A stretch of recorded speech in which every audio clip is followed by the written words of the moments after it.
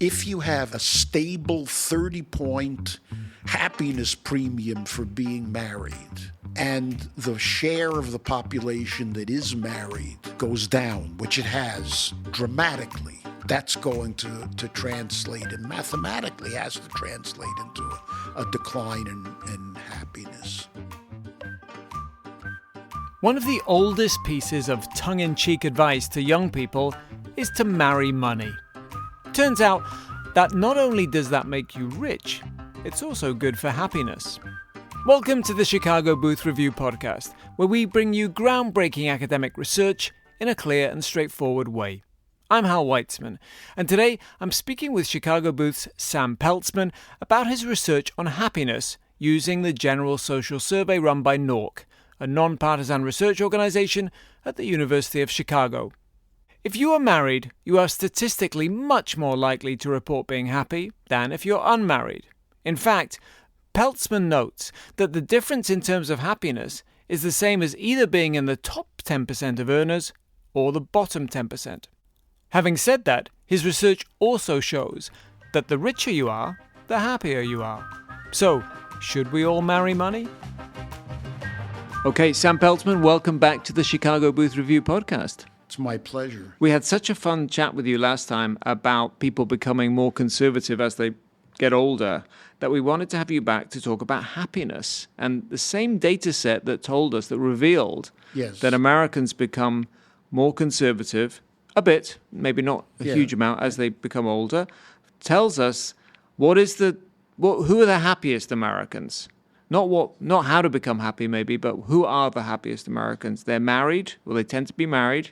They tend to have a good income, which makes sense. Although that's complicated. Okay, well, we'll talk about it. They tend to be conservative, and there are some elements to do with men and women, different races, so let's get into all of that. So maybe tell us at a basic level, married people are 30 percentage points happier than unmarried people in this data. How are you measuring happiness? Okay, so this is... First of all, remind us, what the survey is that you're using. This is the General Social Survey. There are others that will reveal pretty much the same kind of results. But the General Social Survey is the granddaddy of all of these, in the sense that it's been around for 50 years, and it has asked the same question of a random sample of the population for each of these surveys. They're now every 2 years. They used to be every year.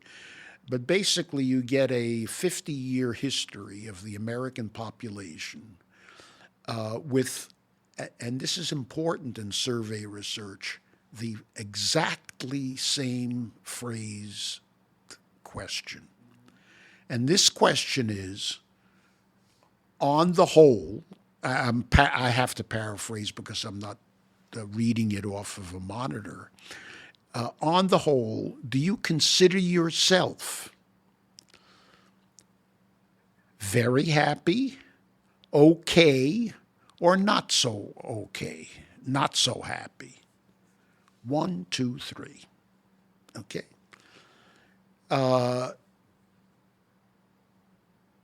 Around half of a random sample of the population, any random sample, will say they're in the middle.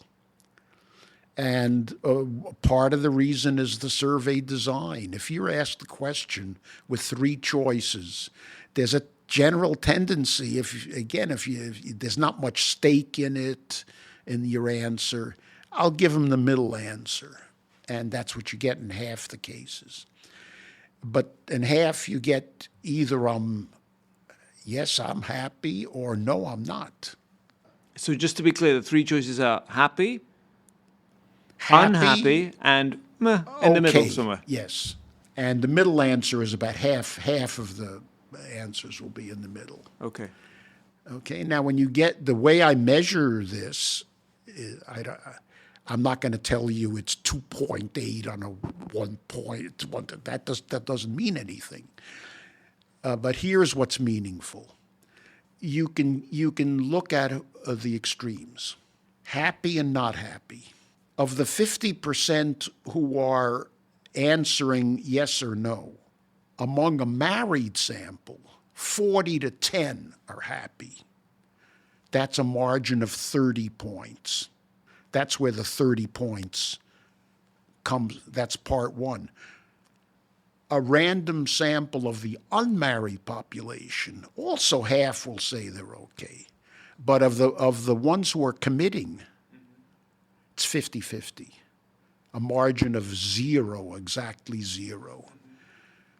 25 happy and 25 sad. Compare that to 40 to 10. That's a very, very big difference. Not only is it big, but it is rock stable for 50 years. It bounces around a little bit, but there's really no trend to that 30-point difference. 40-10 as opposed to 25-25. That is the same now as it was in 1972. When was the most recent survey? The one I use is 2018 because it's just the last one before COVID. Right, okay. So before the pandemic, we were not, because there's a general narrative that people are becoming less happy. That's true, because of, and that's true. That's but what it's that is true. Not on the marriage dimension. The married, unmarried dimension is absolutely stable. One reason they're becoming unhappier on average is they're less married people. I see. So there are fewer. I mean, I'm thinking more of societal things like, mobile phones and, working from home and all these sorts of trends that have atomized society, and so people are less connected. There's that too, but you're saying that there's a direct relationship between, or correlation between, the lower marriage rates and less happiness. Mathematically, I want to emphasize there's no way to talk about causality, that you should get married to be happy, or the other way, happy people get married. I mean, and in the real world, both of these things are probably going on. All I can do is describe the differences for you. So you mentioned an atomized society. That could feed into the decline in marriage. There's no way to rule that out. So, but as a matter of simple arithmetic, if you have a stable 30-point happiness premium for being married, and the share of the population that is married goes down, which it has dramatically, that's going to translate, and mathematically has to translate into a decline in happiness.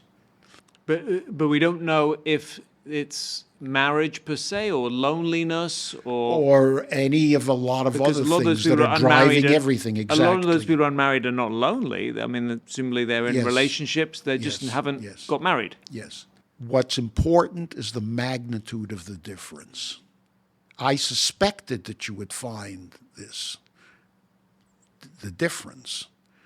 I was absolutely blown away and you're talking to somebody who has crunched numbers for all of his adult life. I was blown away by the size of the difference. It is the equivalent of the difference between somebody in dire poverty and great wealth. So if you look at the income happiness relationship, it's there. It's certainly there. But the difference between somebody who's at the 90th percentile in the income distribution, that's only 10% of the population's richer than that individual, and then you look at somebody at the 10th percentile, which is really poverty. It's the people who are living off of food stamps and government grants of one kind or another, the homeless people. If you look at the 90-10 differential on income, it's the same as the marriage unmarriage. Wow. That's how big it is. So a married person living at 10th, what is it, the lowest 10th of the population in terms of income could be as happy as someone who's earning who's right at the top of the income scale? It could be, yes. Wow. Yes. If they're married. But as you say, this sounds like a great advertisement for marriage, but as you say, it's not. It does. But you can't tell people to get married. I'll tell you what it really is, because you cannot infer causality from any of this. It's a big warning sign about weakening the institution and poo-pooing its importance and that kind of thing. It's a warning sign. It doesn't tell you can't be happy if you're single. It doesn't say anything of that sort. But in terms of policy, throwing up obstacles of one kind or another, think about the 50-year period that's been spanned by this data and this very stable differential. What happened in the middle of that 50-year period? The divorce laws changed dramatically. It went from, in 1970, being very hard to get a divorce to today, where it's just fill out a form and you're divorced, barring, all sorts of complications with assets and so on and so forth. But getting a divorce got very easy. And one of the arguments was, well, you have all these people trapped in unhappy marriages, and if you let them dissolve the marriage, they'll be happier. It hasn't happened. It just hasn't happened. So that was a weakening of the institution. I'm not saying that it leads to a policy implication, but there was a weakening of the institution of a marriage, which people would have thought was, in 1970, was a contract for life.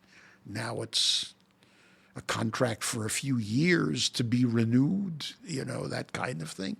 It hasn't made people happier, nor sadder for that matter. It just hasn't affected the differential that you find in favor of marriage.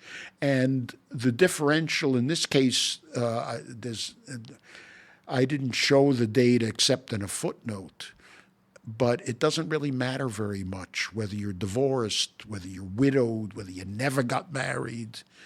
All of those categories of unmarried or unhappy are zero net happiness. And of course, another thing that's changed since 1972 is same-sex marriage. We talked about that in the last episode. Yes, well, any data on same-sex marriage? No, not in this. First of all, again, you're talking about something which in the general population is so rare they haven't even adjusted the survey. They will. If they haven't already, they may have already. But same-sex marriage and that kind of is it's an acquired taste. Let's put it this way. There's the part of the population to which it applies is tiny. Mm-hmm. If you're enjoying this podcast, there's another University of Chicago podcast network show that you should check out. It's called The Pie. Economists are always talking about the pie, how it grows and shrinks, how it's sliced, and who gets the biggest share. Join host Tess Vigland as she talks with leading economists about their cutting-edge research and key events of the day. Hear how the economic pie is at the heart of issues like the aftermath of a global pandemic, jobs, energy policy, and much more. Okay, so the first thing that we know is that married people are happier. Let's move on to, you touched on it there, income, sorry. Yes. So, but it connects to inequality actually, because I wanted to, so it intuitively makes sense that the more you earn, I mean, that's the folk wisdom, right? Yes. Money does make you happy. Yes. And I think even behavioral science will tell us money makes you happy up to a certain point. I believe it was at one time $75,000. Maybe that figure has been it's nonsense. Updated. Absolutely so nonsense. What do we find in this data? What do we find? The data, when you actually ask people, it's pretty linear actually. Straight Meaning line, that the more you earn, the happier you are. 50 to 100 on the income percentile is about the same as 0 to 50. Huh. So it the doesn't the stop at billionaire 50. earning another dollar is as happy as In this sense, now as the I homeless can't. person earning a dollar. I only broke it down by deciles. Okay. Moving from 80 to 90 makes you just about as happier than moving from 50 to 60 or 40 to 50. But there is what in economics is known as the Easterlin paradox. After Richard Easterlin, who first popularized it, he wasn't the first to discover it, but he popularized it. The Easterlin paradox is, well, I can exemplify it in my data. Look at people at the very top, the top third of the income distribution. They are much wealthier today than they were in 1970, both because the economy has grown and because of income inequality. They're no happier today than the same group was in 1970. So getting wealthy over time, this is the paradox, doesn't make people happier. But at a moment in time or within a certain society, being at the top makes people happier than being at the bottom. And it's not just status. Being at the top and having more money makes that group even more happier than the people at the bottom who have less money. So income inequality matters in this sense. Yeah, and so that's why. So that brings you back to what was on my mind earlier about income inequality. So rising income inequality has led to rising happiness inequality. Inequality. Here's what you can say. Here's what you can say. People at the bottom of the income distribution are more unhappy today than they were in 1970. People at the top are no more happy than they were in 1970. So the inequality is all coming from the bottom. People at the bottom. But it has happened. But has happened, yes. Okay. So being wealthy, being at the top really is good for happiness. Yeah. And being married is good. Let's talk about politics. So you found that conservatives are happier than liberals or moderates, and this relates to a conversation we had last time with you on the podcast. But so are people who trust the government. So that's intriguing, Yes, right? yes. So first of all, what does trust the government mean? Okay, so again, I'll tell you exactly what the question is.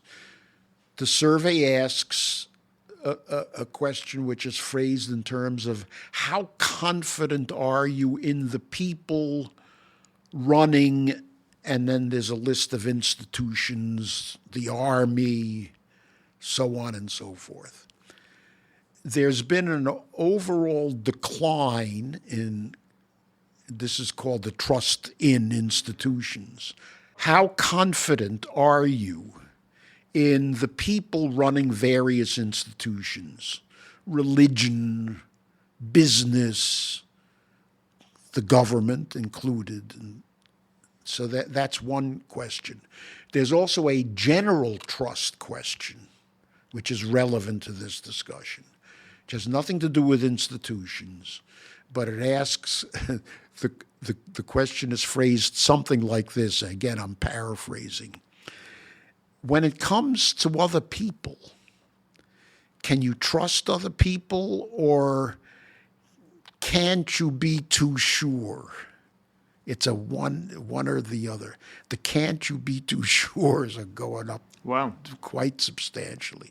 So general trust is declining. Trust in institutions is a big mixed picture, generally declining in business and all others. Not the military. The military is going up.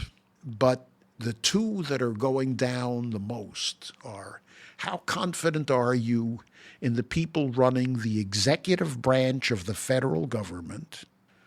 So that's the president and his cabinet, and the U.S. Congress. Then a separate question, how confident are you in the people who are in the U.S. Congress? That's dropped like a rock. It was 50-50 in 1972. It's now overwhelmingly negative. a margin of 50 percentage points negative. So 75-25, something like that. Okay, so how does this relate to happiness? You phrased it as a paradox. Conservatives, on balance, more happy than Right. That's true. And I'm not the one who's discovered that. That's been true forever. Trusting people, happier. General trust. Trust in government, happier. Okay? So that's not so much a paradox as a separate dimension. Well, I only say it's a paradox because you think the stereotypical conservative hates government, and so they That's they right. wouldn't That's trust why it. it seems to be but again, the variation in answers is enormous, and there's no real difference between conservatives and liberals in their decline in trust in government. Now they started out at different levels, but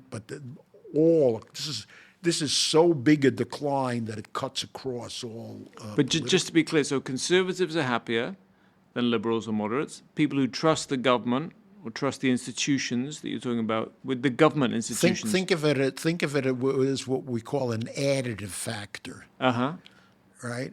There's no correlation between trust and politics. So somebody who answers the trust question one way doesn't necessarily answer even the trust in government. As I said, it cuts across all political. The decline cuts across all political. But if you groups. generally trust, if you generally have more trust, you generally You're happier. You're happier, and it's unrelated to the political dimension. Okay. It doesn't matter that conservatives don't trust the government. You mentioned religious institutions, though. So people who trust religious institutions, I would assume, are happier. I don't know. I could look at it. I'll tell you tomorrow. I mean, one would assume that but- typically people who are religious are happier, right? This is much more a general characteristic of people than it is of if they tend to be trusting kind of people, they tend to be happier. Got it. So conspiracy theorists tend to be unhappy. They'll tend to be less happy, yes. All right. So conservatives, people who are generally trusting in government and other things, tend to be happier. Okay. And now let's move on to talking about race and gender. So I noticed that in the piece that we've written up in Chicago Booth Review, we've observed that white people have reported greater happiness in this survey than black people. But that gap appears to be shrinking. Yes. Because black people in recent years, and we're talking about recent, leading up to 2018, have reported increasing happiness, and the levels for white people have fallen. Is that right? There's been a narrowing. Yeah. I think I could be most helpful here by giving a big picture kind of answer. There are when you get into the demographics, that was one of the motives for my doing this. I was interested in how these. I knew about the decline that we talked about, and I was that piqued my curiosity. So I went to the data and I said, let's break it down by the standard demographics. So marriage is one, age, gender, race. There's a whole list. Education, we're going to get to, I hope we'll talk about education. Even where do you live? Do you live in a big city, a little city? I started breaking it down by the demographics, and it's quickly apparent that there are three categories of demographics. Very important demographics, consequentially important demographics, and things that people worry about too much, which are not that important. The first category we've covered. Income and marriage stand out as very important. If we were back in 1970, race would also stand out. The 30 points for marriage, 25 points between blacks and whites. But that has narrowed so that race today is in the second category, consequential, but not crucial, not very important.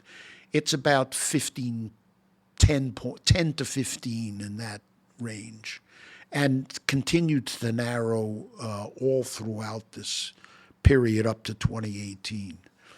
And you described it more or less accurately. It's blacks' happiness rising pretty steadily. Whites flat to declining, depends on the period you're looking at. And that's been steady for 50, that's been going on for 50 years. Ups and downs, of course, but 25 points has become closer to 10. Okay, so the other consequential variable is education. And here we've had a factor that's pushed people to become happier.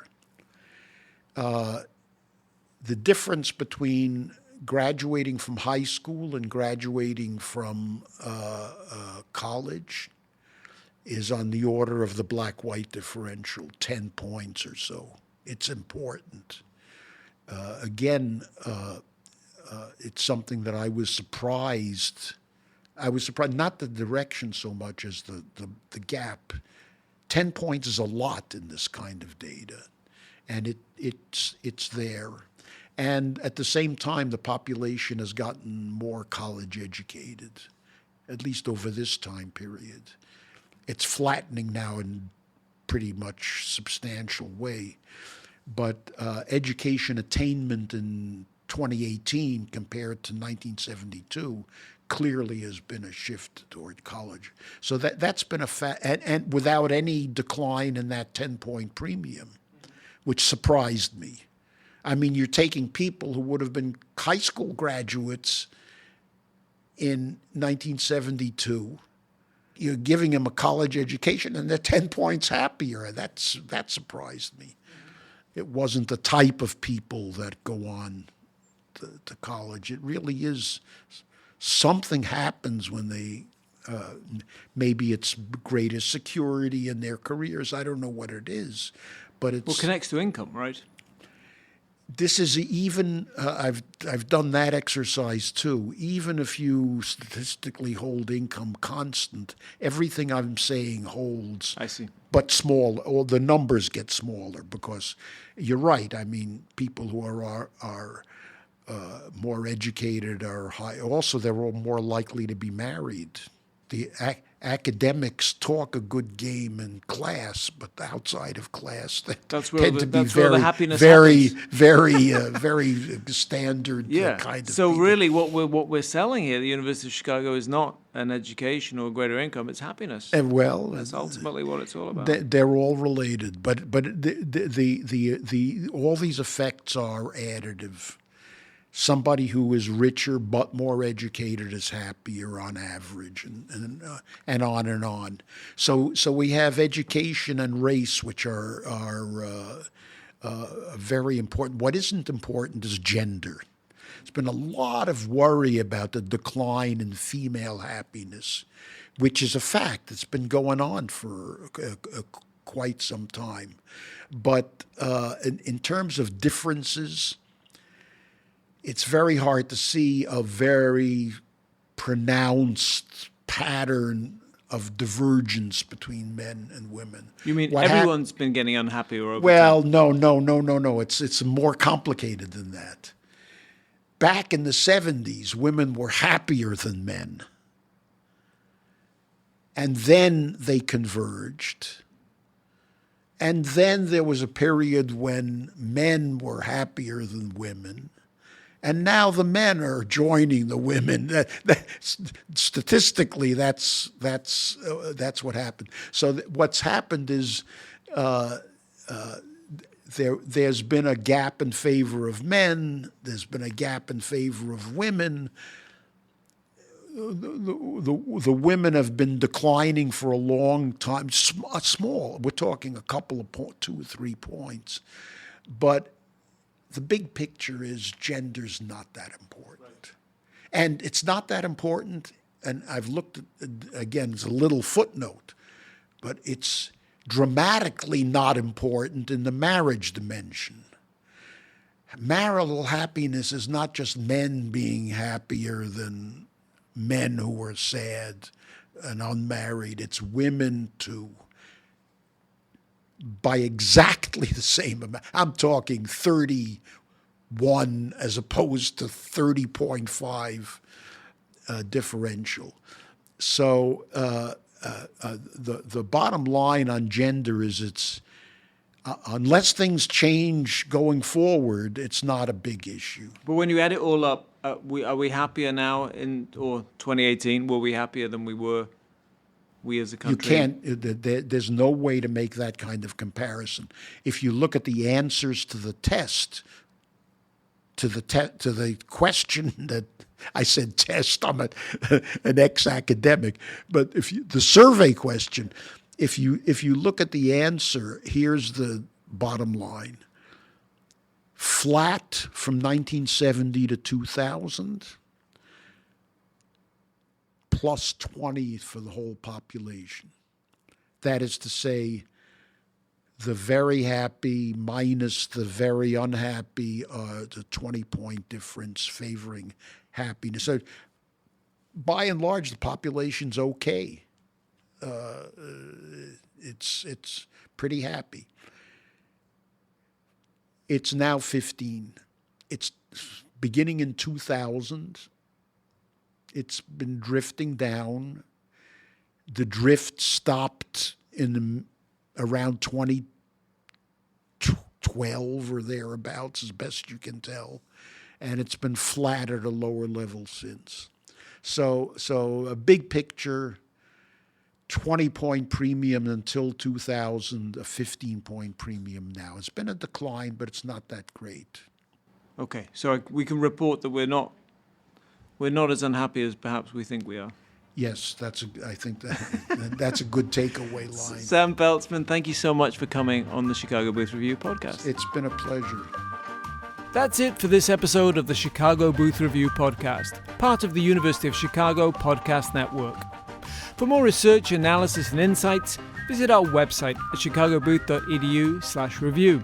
When you're there, sign up for our weekly newsletter so you never miss the latest in business-focused academic research. This episode was produced by Josh Stunkel. If you enjoyed it, please subscribe and please do leave us a 5-star review. Until next time, I'm Hal Weitzman. Thanks for listening.